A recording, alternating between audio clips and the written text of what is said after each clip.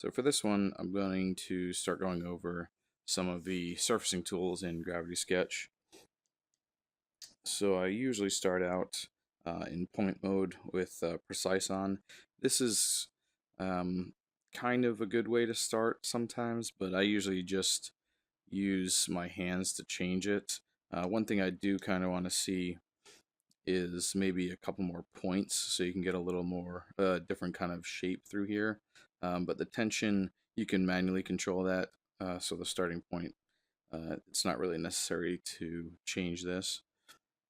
So the first thing you do is pull on the left trigger, and you see this line arc between your two controllers. So depending on the angle of your controllers, you can change the tension and size of that curve. So that's going to be the surface as you pull it out. Let's change to gray here, a little more visible. So I'm in point mode right now, so I'm just pulling the right trigger to add the points, and then you let go of the left trigger to end that.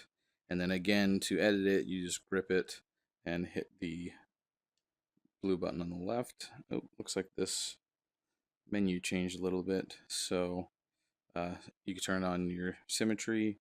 Low poly will make it look faceted like that. I usually work in the smooth mode, but faceted could be good for kind of textures or maybe grill patterns or anything like that. You can also turn on loop, which will connect your ends here. Loop V will connect it the other way. I think that's actually new. I haven't seen that. So that must be distinguishing a U and V direction for these surfaces. And then you can obviously grab them and move them around. But for this, we're going to start here, I think, on the hood. I think I'm going to make this car blue. So I'm just going to, or maybe like a teal turquoise or something. Maybe a little more blue. Something like that. So again, just pull the trigger and bring your hands out. And then I just pull a point. And then I try and keep the two ends as close as I can to these sketch lines. So the more sketch lines you have defining your kind of surface areas, the easier it will be to line this stuff up. And kind of pull these out. And here you can move it around, but one thing I like to do is pull the left grip, and that can reorient the scene a bit. So if you find your arms getting in some awkward positions, just pull that and kind of level yourself out. Here, I'm going to do one more at the end there, let go. I just realized I did not have symmetry on that. And layers. This file does not seem to have saved my layers from the last time. Anyway, we'll just add another one. There might be a difference between the layering structure between Pro and the other one. Anyway, so I'm just going to delete these. We only need a couple. I'm just going to call this surfaces. Surface. Done. Actually, I don't need that.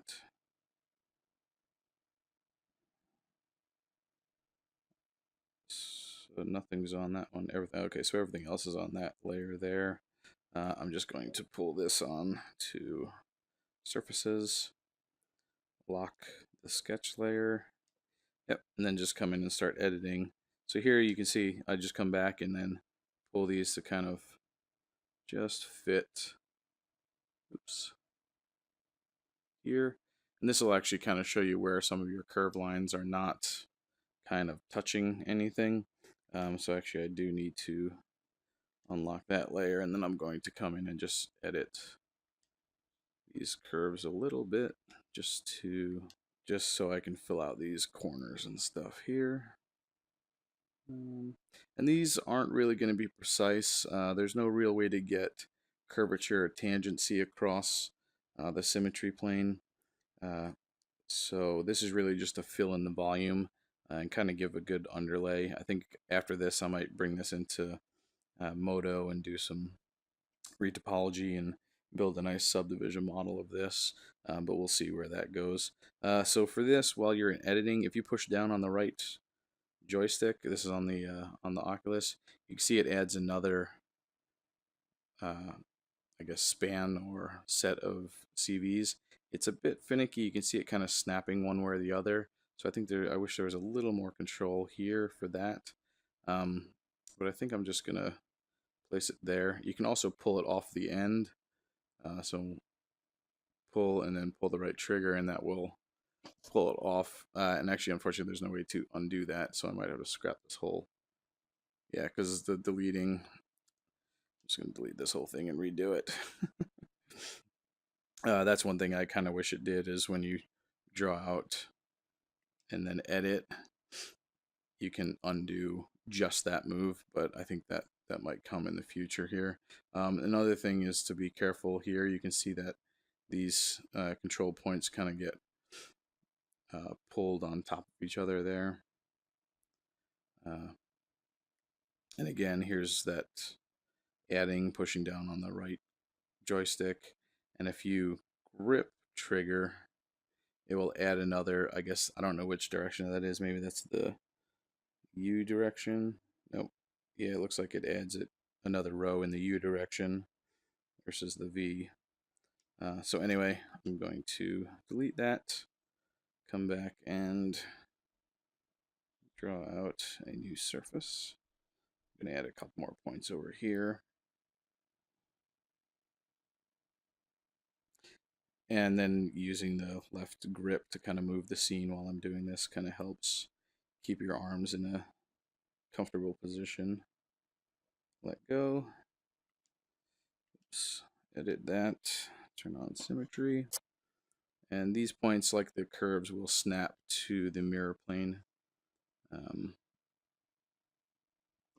So that's kind of a good way to get those centered so there's no gap there. And then here I'm just going to hide this corner underneath that sketch line. That's kind of why a lot of my cars are done in the style they are, because it's easy to hide some of these surface edges behind these curves here. I think that's probably going to be okay for that.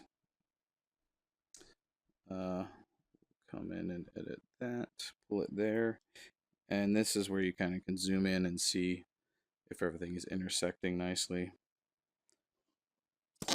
So I'm going to pull out another surface here.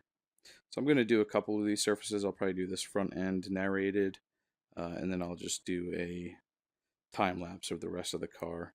There's not too many tools to this, or I guess functionality to the surfaces, so there's only so many times I can tell you the same thing over and over. But then again, just pull these out. You know, they're not perfect. I'll hide the curves in a bit, just so you can see kind of where these surfaces, or see how the edges look. I'm going to come into settings and turn on symmetry. Oh, one thing. I don't know if I forgot. Oh yeah, I want that to be precise.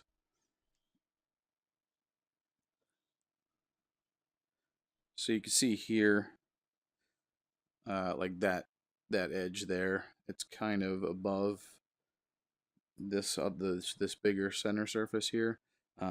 But for now, that's okay. You can't really get too precise with some of these surfaces. You can turn on snapping here. So if you want, you can start snapping some of these edges to those others, but like here, I added one more, so there's nothing there. And actually, let's see. So that deleted. If you grip, I'm not going to do it again because I actually like the surface. But if you grip, actually, no, we can do it. If you grip and hit the undo button there, or delete button, it will delete a set of those rows.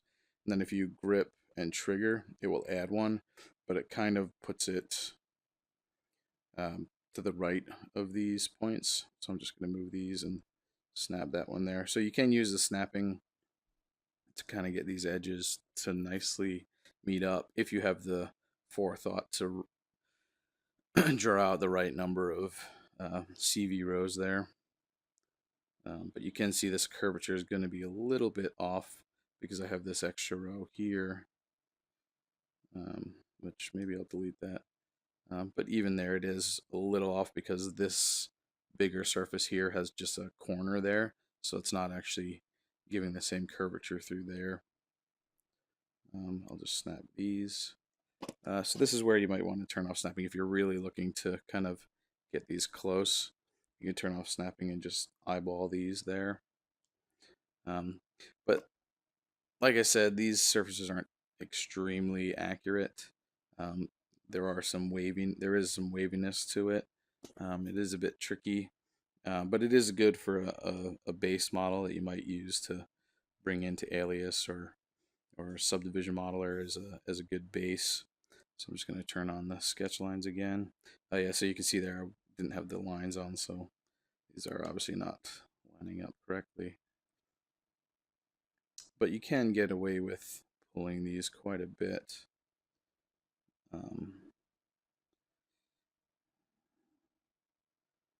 And hiding the edges again under these sketch lines here. So you do have to kind of get a little close to these. Yeah, and this is just, to get a good volume in here to kind of fill out the vehicle. So I'll put another one here.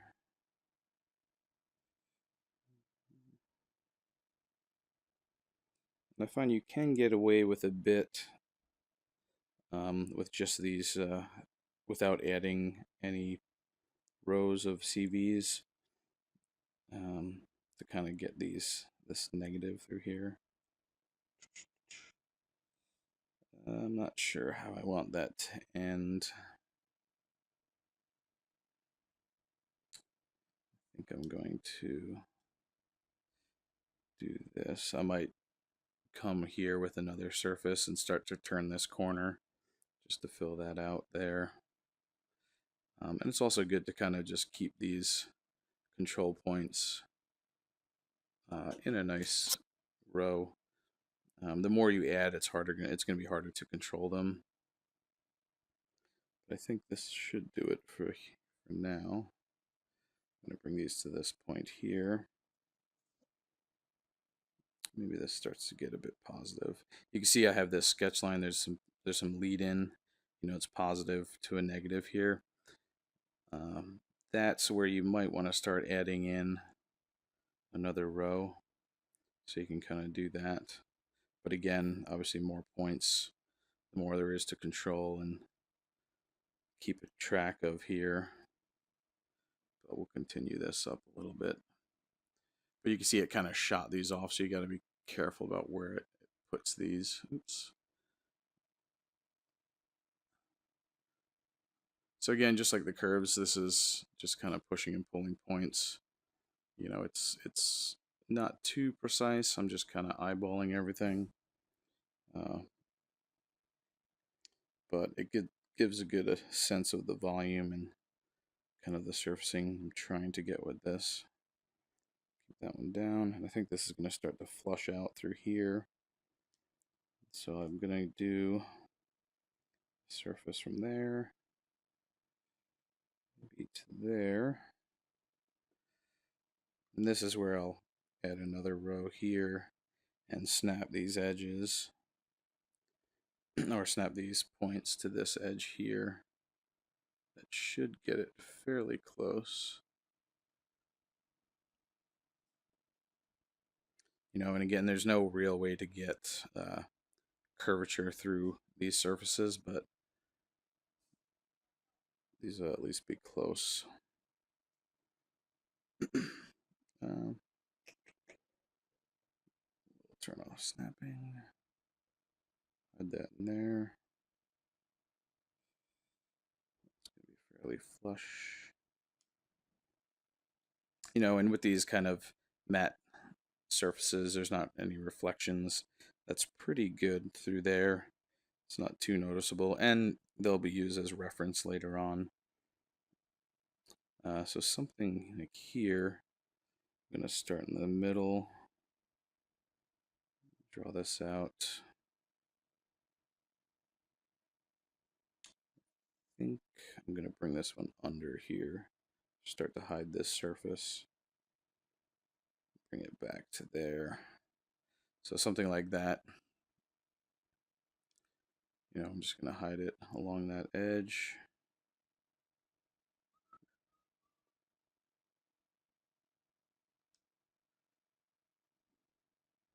So there would be some sort of blend here, but can't do that right now. I might just bring these down so they're not too obvious. But that's good to fill out that area. So now I'm going to do a similar thing. I could probably do this with one surface through here, although I'll start it here.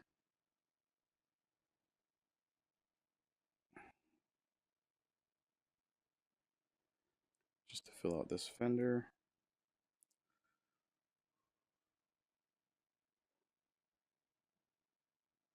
It is kind of nice being able to kind of turn your hands and reshape the surface as you're building it.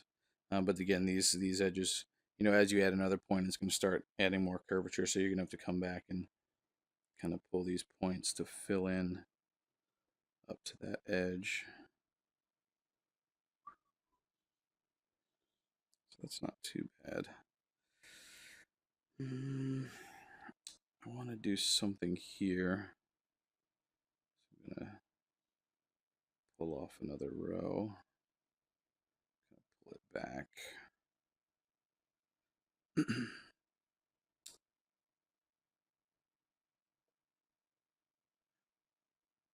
Again, hide these edges. Probably get away with one more row in here. Just add that.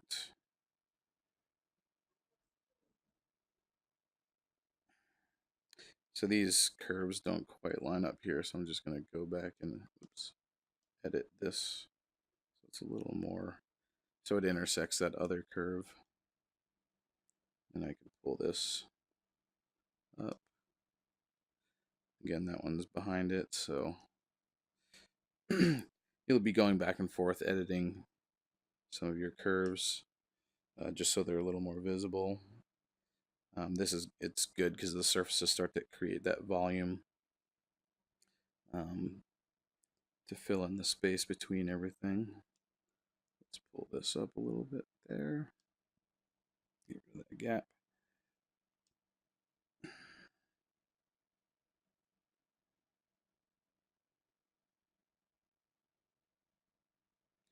Just a little more positive.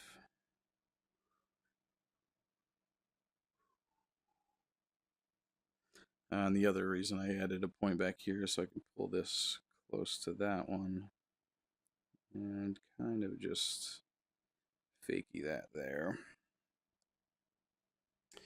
So this is one area I talked about in the last video. It's going to be an interesting area. I think I'll have a surface come like that, maybe somewhere through here. I'll start in the front. Actually, I don't even have this kind of finalized here in the front. Maybe I'll just do something like that.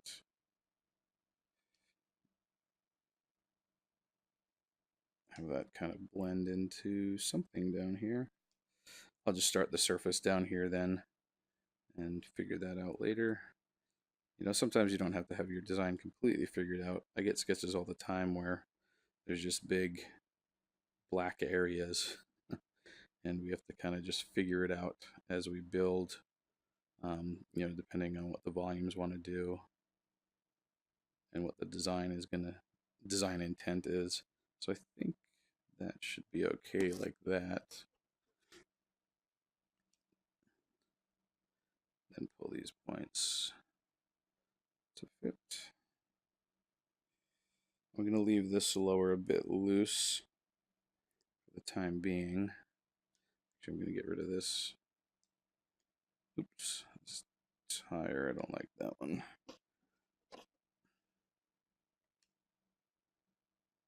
It's always good to kind of look at everything from different angles too, so you can fill in these gaps. So that's not too bad for the start of that volume. This might need to come up, be a little more positive.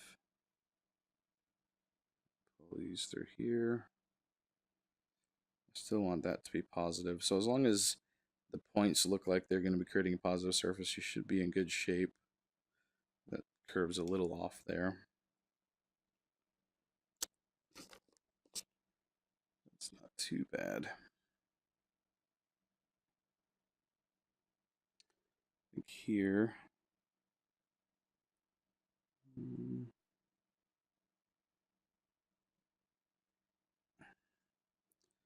just going to fudge this a bit. And then I'm going to put 2 points close together there to create like a sharper bend, just to fill that volume. Again, there's no blending between surfaces, so that's going to be a bit rough for now. But then I can come in and start pulling these points around and kind of massaging the edit points so they look like something good. So that's going to be part of this kind of blend here.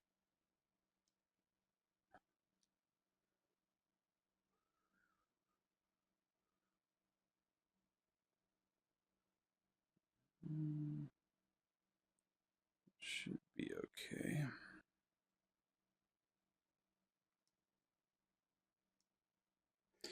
Here's where you might want to turn on the snapping just to kind of get these close.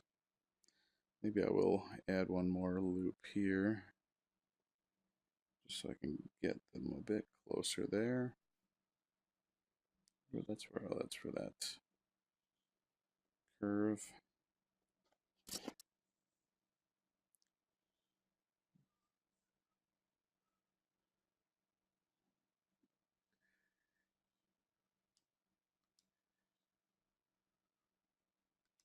Hide that.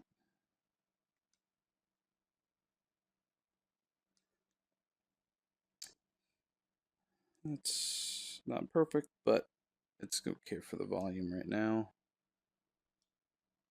Make sure the surface is okay. Yeah, so adding that row here kind of screwed these up a little bit. So you got to be careful about that. Just to spread out a little more centered and positive.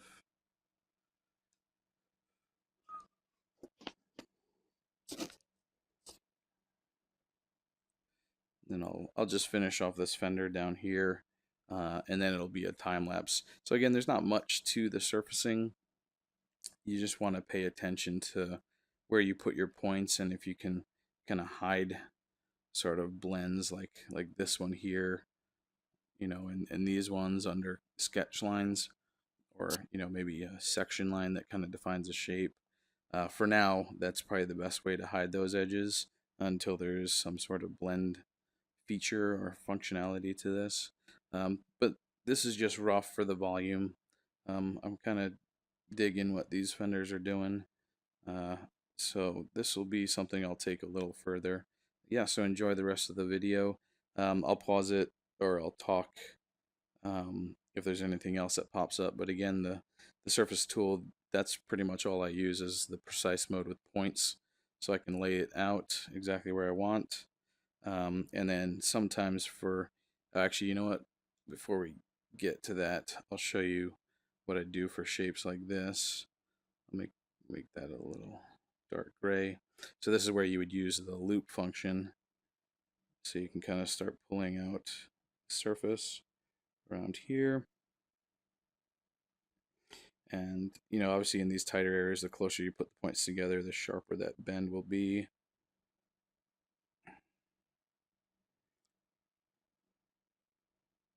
Mm.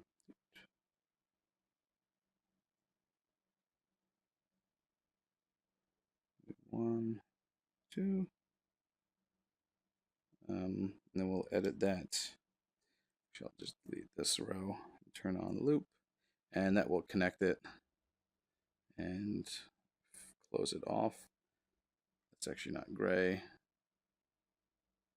It's more gray. So that's how you can create kind of circular surfaces. And just start tweaking the shape a bit. Not too bad for, I don't know, 20 minutes. So yeah, enjoy the rest of the video, and I'll add any more insight as I start going through this.